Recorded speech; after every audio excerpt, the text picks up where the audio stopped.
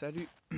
Là j'ai de la gratitude pour le frais du matin, euh, le moustique qui m'a permis de me réveiller tôt et pour l'expérience que je viens de vivre avec ma famille et mes amis.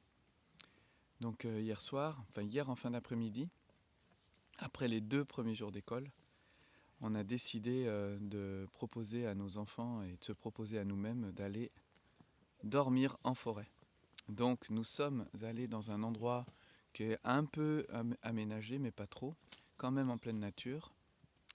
Et c'était vraiment important pour nous que les enfants, après avoir vécu 2 jours, on va dire, d'émotions fortes dans le fait de vivre leur rentrée scolaire, de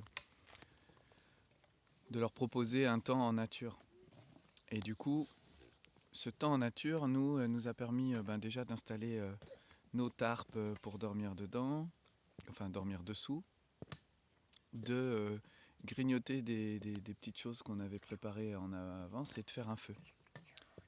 Et vraiment, ce qui est important pour nous, c'est de laisser les enfants vivre des expériences. Là, ils sont en train de trifouiller les cendres du matin avec la consigne de ne pas rallumer le feu parce qu'on va partir dans pas longtemps. Mais hier, on a allumé le feu à l'archer.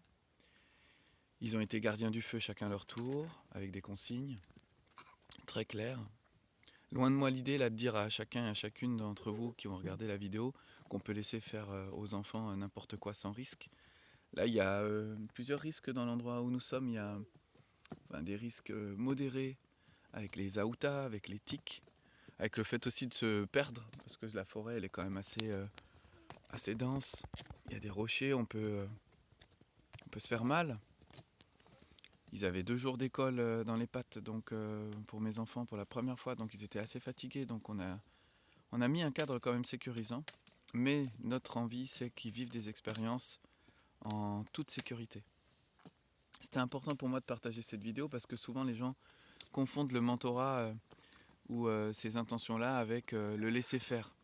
Et on laisse faire des expériences aux enfants, mais on propose un cadre sécurisant et un cadre en fait avec un contenant. Hier on a expliqué des choses, comment faire le feu, comment être en sécurité.